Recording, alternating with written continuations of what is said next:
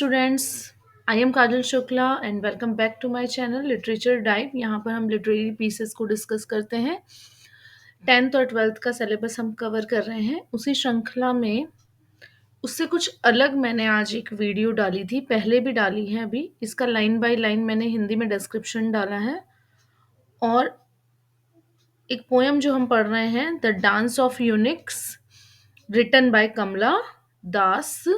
और ये पोयम आपके फर्स्ट ग्रेड के सिलेबस में मेंशन्ड है, प्रेस्क्राइब्ड है। तो इसके मैंने कुछ नोट्स क्रिएट करे हैं जो आपको हेल्प करेंगे आपकी तैयारी में। तो चलिए शुरू करते हैं। The dance of eunuchs, written by Kamala Das. Kamala Das was an Indian English poet. इनका बर्थ हुआ था 31 मार्च 1934 केरला में। इनकी डेथ हुई थी 31 मई 2009।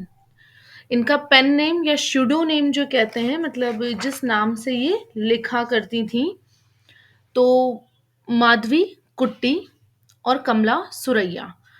माधवी कुट्टी इनका जो नाम, जब ये मलयालम में लिखा करती थी तब ये माधवी कुट्टी नाम से लिखती थी, और जब ये इंग्लिश में लिखा करती थी तो कमला सुरैया। लास्ट में अपने जीवन के अंत के दिन तो नहीं कहूंगी मैं, अ, इन्होंने इस्लाम ग्रहण कर लिया था जब ये 65 साल की थी।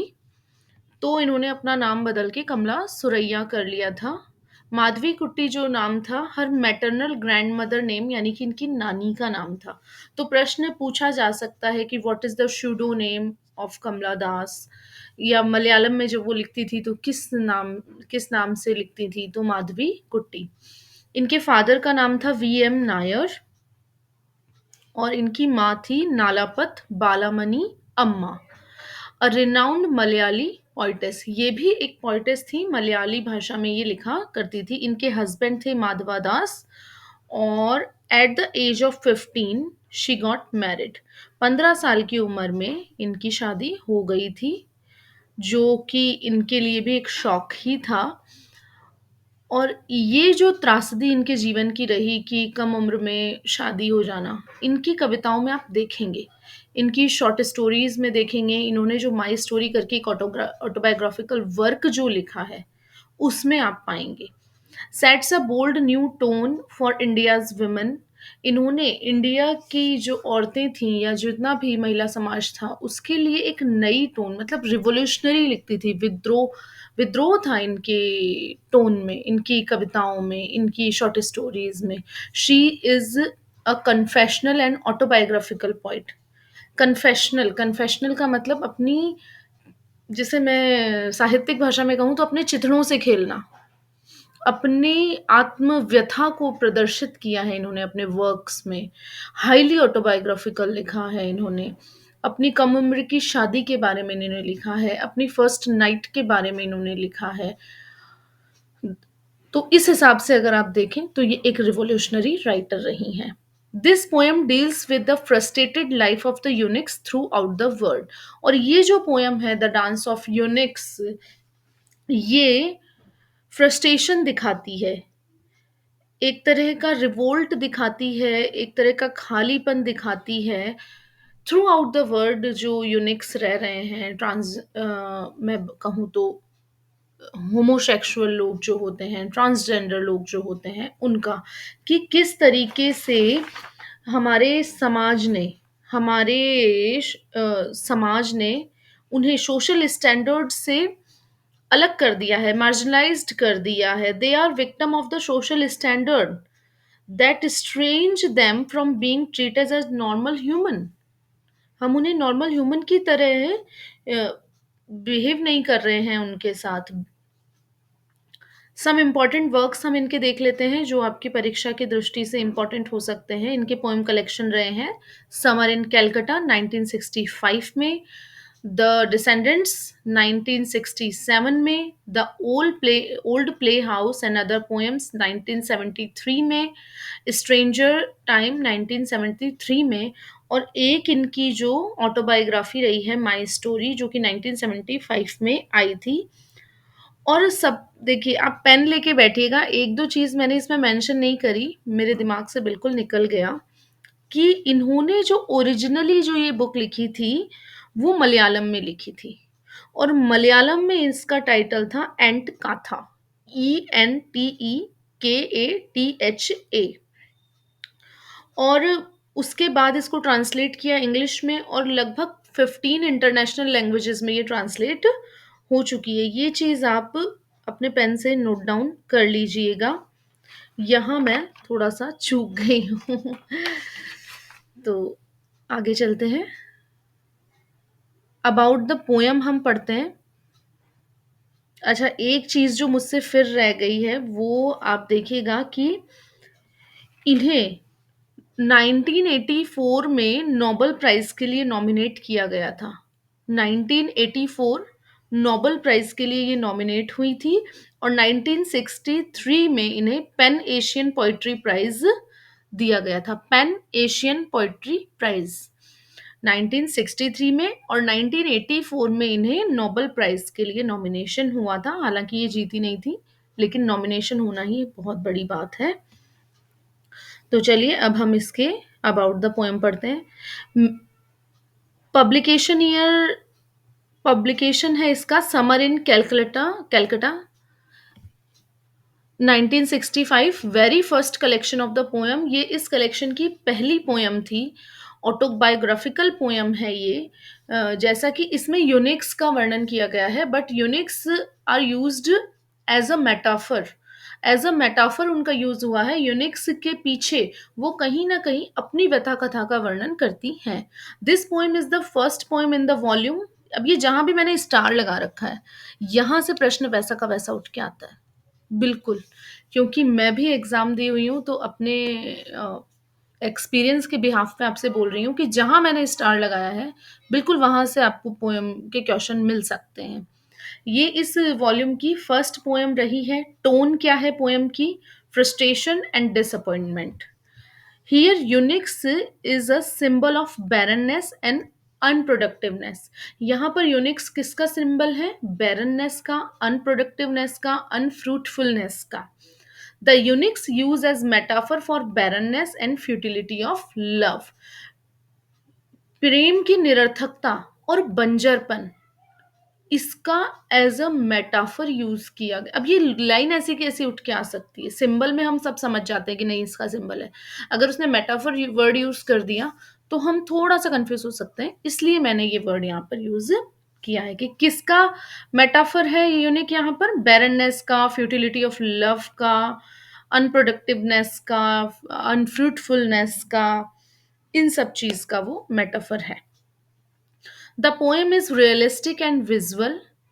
पोएम रियल एक्सपीरियंस पर लिखी गई है और विजुअल क्वालिटी है इसमें।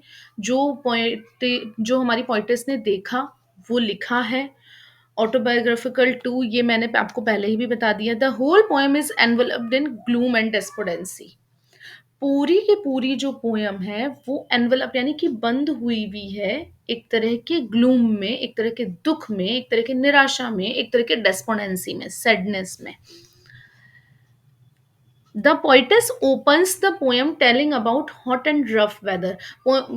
ऐसे भी पूछा जा सकता है कि किस वेदर का वर्णन किया है, तो हॉट और रफ वेदर से ये स्टार्ट होती है। To portray the barrenness in life of eunuchs. और ये हॉट वेदर ही क्यों चुना उन्होंने? वो दूसरा बसंत और शरद ऋतु ये भी चुन सकती थी, लेकिन नहीं। Hot weather denotes the barrenness of the life of Unix as well as the poetess. Quest of love, major theme क्या है इसकी? Quest of love, sorry, quest of identity. Identity, पहचान की प्यास है उन्हें, पहचान की खोज में है वो। तो इसकी मेजर थीम ये हो गई कि क्वेस्ट ऑफ आइडेंटिटी। ये पूछा जा सकता है इस तरह के टर्म्स। हमें रफ रफ आइडिया तो होता है थीम्स का, पर जो पर्टिकुलर टर्म्स होते हैं वो आप एक बार पढ़ के ज़रूर जाइएगा। Eunuchs songs are full of melancholy. Eunuchs के सॉन्ग कैसे हैं? मेलंकली हैं। They tell of sad stories of lovers dying. वो प्रेमियों के मरने, एंड चिल्ड्रन लेफ्ट अनबॉर्न, और अजन्मे बच्चों के बारे में हैं उनके सारे सॉन्ग्स। दूसरा है, what was made on the cheeks of eunuchs. Eunuchs के चीक्स पर क्या बने हुए हैं? ग्रीन कलर के टैटूज बने हुए हैं। Which flower were worn by the eunuchs in their hairs? Jasmine. कौन से फ्लावर्स उन्होंने अपने बालों में पहने हुए हैं? जैस्मिन पहने हुए हैं। Which bird was describe in the poem? कौन सी बर्ड डिस्क्राइब की गई है? क्रो डिस्क्राइब की गई है। How was the physique of eunuchs? Eunuchs का फिजिक कैसा है? ड्राई एंड थिन है।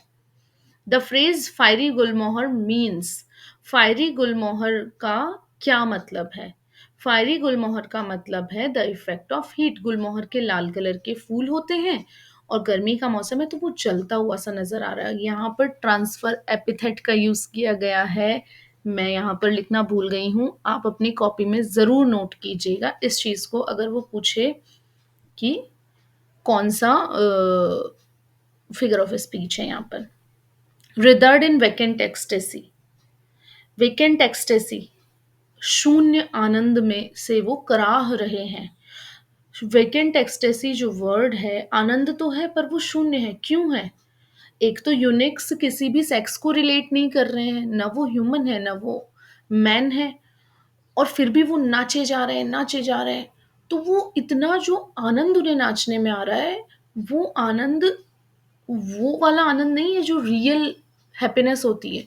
वो कहीं ना कहीं उनकी शून्यता से पैदा हुआ आनंद है, उनकी फ्रस्ट्रेशन से पैदा हुआ आनंद है, उनके सौरो, उनका डिसकंटेंटमेंट जो है, उनका रिवोल्ट जो है, वो जो सप्रेशन ऑफ थॉट्स है, सप्रेशन ऑफ डिजायर है, उससे निकला हुआ वो एक चीज है। तो वो क्या है? वो वेकेंट है। The vacuum in their life and hollowness of their existence. उनके एग्जिस्टेंस की हॉलोनेस को बता रहा है वो, कि उनका अस्तित्व कितना खोखला है।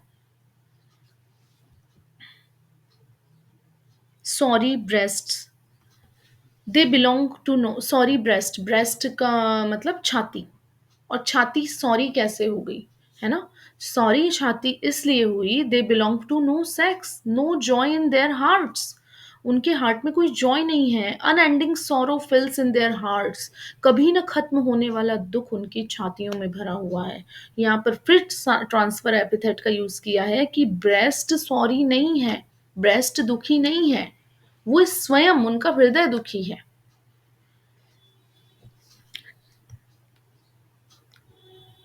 ट्रांसफर एपिथेट में क्या होता है कि एक एडजेक्टिव को एक नाउन से हटाकर दूसरे नाउन पर डाल दिया जाता है। जैसे वंडरफुल डे, डे वंडरफुल नहीं है, हमने उसे फील किया है वंडरफुल। जैसे स्लीपलेस नाइट्स, रातें कभी स्लीपलेस नहीं होती, हम स्लीपलेस होते हैं। तो हमारा हमारे आगे जो एडजेक्टिव लगने वाला था वो उठाकर हमने दूसरे नाउन पर लगा दिया, वो ट्रांसफर एपिथेट होता है। Funeral pyres, a drought and rottenness were in each of them. अब देखिए वहां पर उनके लिम्स की तुलना की गई है, किससे की गई है? कि वो लकड़ियां जो जलने से बच गई चिता में, वो लकड़ियां like half burnt logs from funeral pyres a drought and rottenness. तो लाइक वर्ड का यूज हुआ है तो यहाँ सिमली का यूज हुआ है। उनके अंगों की तुलना की गई है चिता में अध जली लकड़ियों से। This imaginary is symbolic of the inner vacuity and sterility of the eunuchs. Eunuchs के अंदर जो दुख भरा हुआ है और वो उनका जो बांझपन है, वो चीज उनके अंदर दिखाई जा रही है। In this poem the sun with his scorching heat is an agent of pain and suffering। इस पोएम में सन क्या है? सन किसका सिंबल है? तो सन किसका सिंबल है? उनके पेन और सफरिंग्स को दिखा रहा है इन अपनी स्कॉर्चिंग हीट के थ्रू। अब यहाँ मैंने ऊपर मेंशन भी किया है कि फ्लावर आया है जैस्मीन, ट्री आया है गुलमोहर, और पक्षी आया है क्रो, इस तरीके से। Similarly the highly suggestive images, जो सबसे ज़्यादा इमेजेस जो हमें दिखाई गई हैं वो ये है, a meagre rain that is smelt of dust in attic. Attic की इमेज आ जाती है आपके दिमाग में, बारिश हो रही है तो छोटी मोटी बारिश की इमेज आ जाती है। The urine of lizard and mice, किसके यूरिन की बात की गई है? लिजर्ड, छिपकली और चूहों की। तो ये चीज़ भी आप याद रखिएगा, क्योंकि कई बार टू द पॉइंट, बहुत ही थीम से क्वेश्चन नहीं आ रहा है ना, गहरा प्रश्न नहीं आ रहा है, लोगों एग्ज़ामिनर को पता है कि थीम-वीम तो सब पढ़ के जा रहे हैं, लेकिन हम वहाँ पे जाके अरे! भूल जाते हैं, अरे! कौन-सा वाला जानवर था जिसकी यूरिन की बात हुई थी? लिज़र्ड और माइस का बात हुआ था। Highlight the depressed and dejected mental state of Kamala Das. ये जो है urine of smell of urine lizard and mice, dust of smelt of dust in attics, ये हाईलाइट कर रहा है कि कमला दास की मेंटल स्टेट क्या है। कमला दास कितना डिजेक्टेड फील कर रही हैं सोसाइटी में अपने आप को, और वो डिजेक्शन वो दिखा रही हैं यूनिक्स के थ्रू। यहाँ पर एक कॉन्ट्रास्ट दिखाया गया है, ये भी मैंने यहाँ पर मेंशन किया है कि ये सुपरफिशियल जॉय और इनर इनर डिप्रेविटी। आप सुपरफिशियल जॉय यानी कि ऊपर से दिखने वाली खुशी और अंदर जो उनके वंचितता है, उसके अंदर जो कॉन्ट्रास्ट बड़ी खूबसूरती तरीके से कमला दास ने यहाँ पे दिखाया है। देयर वॉइसेस वर हार्श, कैसी है उनकी वॉइस? हार्श है। पुअर क्रिएचर, पुअर क्रिएचर क्या है? मेटाफर है ना? और ये किसके लिए आया है? यूनिक्स के लिए आया है। एंड वेल्ड एंड विदर्ड में एलिटरेशन यूज हुआ है। The repeated sound of consonant is called alliteration. They were thin in limbs and dry like half burnt log, यहाँ पर सिमली का यूज हुआ है क्योंकि एज और लाइक का यूज करके जहाँ पे तुलना की जाती है वहां पर हम सिमली बोलते हैं। और यूनिक्स जिसको डायरेक्टली बैरननेस, अनफ्रूटफुलनेस, सॉरी अनप्रोडक्टिवनेस की तरह मेटाफर यूज किया है क्योंकि वहां पर लाइक और एस के बिना ही रूपक अलंकार है। What happened in the poem at the end of the poem, ये प्रश्न आया भी हुआ है, प्रीवियस पीवाईक्यू है ये, कि पोएम के लास्ट में क्या होता है? Sky crackled, thunder came and lightning होती है। What is the name of the tree mentioned in mentioned in the poem? Poem में वो ट्री कौन सा है जो जिसका मेंशन किया गया है? तो मैंने आपको पहले भी बताया था कि वो गुलमोहर है। तो ये थी इसकी छोटी छोटी सी डिटेल कि कौन सा फिगर ऑफ स्पीच यूज किया है, कौन कौन से ट्रीज हैं, कौन कौन सी जानवर और पक्षी, बर्ड्स यूज़ किए हैं। ये बहुत ही इम्पोर्टेंट होता है किसी भी एस्पिरेंट के लिए कि वो उसकी गहन स्टडी तो करे ही सही। वर्टिकली और हॉरिजॉन्टली आपको दोनों तरीके से किसी भी लिटरेरी पीस को पढ़ना पड़ता है। अगर आपको ये पोएम, मेरा पढ़ाना, मेरा कंटेंट थोड़ा-सा भी हेल्प करता है, तो आप मेरे चैनल को सब्सक्राइब करें, लाइक करें और कमेंट करें। इसके अलावा इस पोएम की line by line summary Hindi में भी मैंने अपलोड की है, तो आप उसे भी पढ़ें और मैं कोशिश करूँगी कि मैं इस तरह का कंटेंट आपके लिए ला पाऊँ। Thank you so much.